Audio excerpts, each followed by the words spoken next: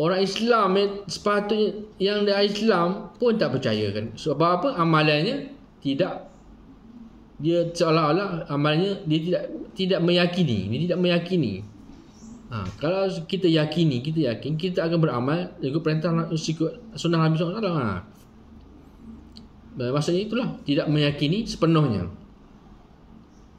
Itu maksudnya. Maknanya bezanya orang kafir dan Islam yang Islam yang beriman tapi tidak beramal soleh. Untuk orang Islam yang beriman tidak beramal soleh. Dalam ayat lain, surah An-Nahl ayat 38 hingga 39, Allah berkata dalam Al-Quran, surah An-Nahl ayat 38 hingga 39, dan mereka bersumpah dengan nama Allah dengan bersungguh-sungguh sambil berkata, Allah tidak akan membangkitkan semula orang-orang yang telah mati. Itu tidak benar. Bahkan janji Allah membangkitkan orang-orang yang telah mati tetap benar. Tapi kebanyakan manusia tidak mengetahui.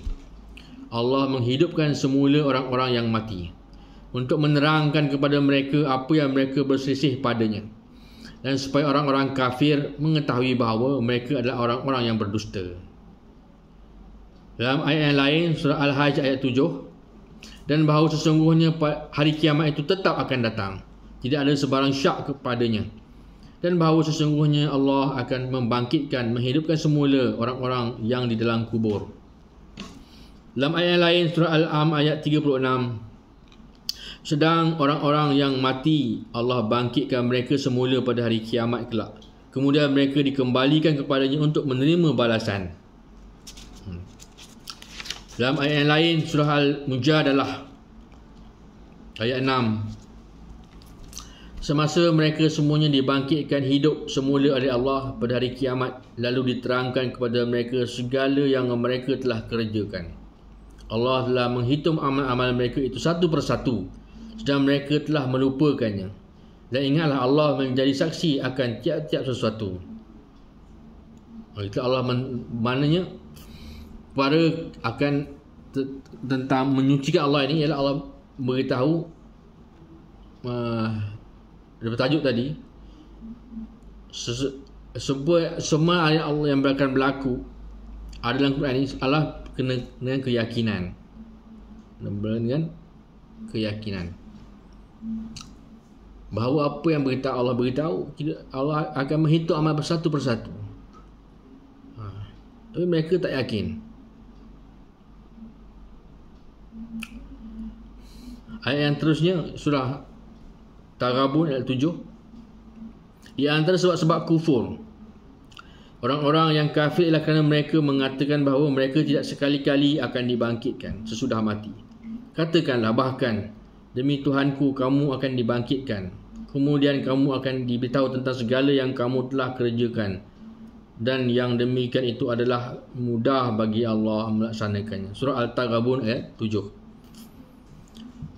Lagi Allah menjelaskan, dan lagi dalam surah lain pula Allah dalam surah Yasin ayat 78 hingga 79, serta ia mengemukakan satu misal perbandingan kepada kami tentang kekuasaan itu, dan ia pula lupakan keadaan kami menciptakannya sambil ia berkata, siapakah yang dapat menghidupkan tulang-tulang yang telah hancur seperti debu? Katakanlah, tulang-tulang yang hancur itu akan dihidupkan oleh Tuhan yang telah menciptakannya pada awal mula wujudnya, dan ia maha mengetahui akan segala keadaan makhluk-makhluk yang diciptakannya. Surah Yasin ayat 78 hingga 29. Dia Allah terangkan juga dalam surah Al-A'raf ayat 29, kerana sebagaimana ia telah menjadikan kamu pada mulanya, demikian pula kamu akan dikembalikan kepadanya. Allah teruskan lagi pada surah Al-Anbiya ayat 104.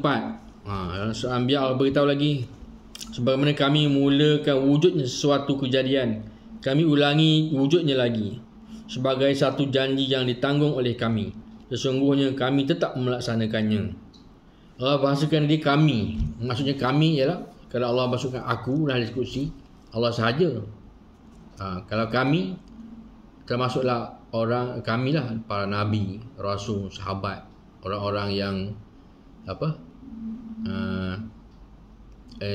orang-orang jemaah tabligh, orang tarikat. Itulah beritahu bukanlah yang bersungguh-sungguh, orang yang mengamalkan sunnah dan melaksanakan perintah sementara itu dengan cara berdakwah.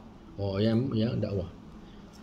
Jadi Allah sambung lagi dalam kitab ni, beritahu lagi dalam ayat-ayat itu yang kedua ni. Seterusnya ayat-ayat mengenai Allah tidak mempunyai isteri dan maupun anak. Allah tidak mempunyai isteri maupun anak antara lain. Baik itu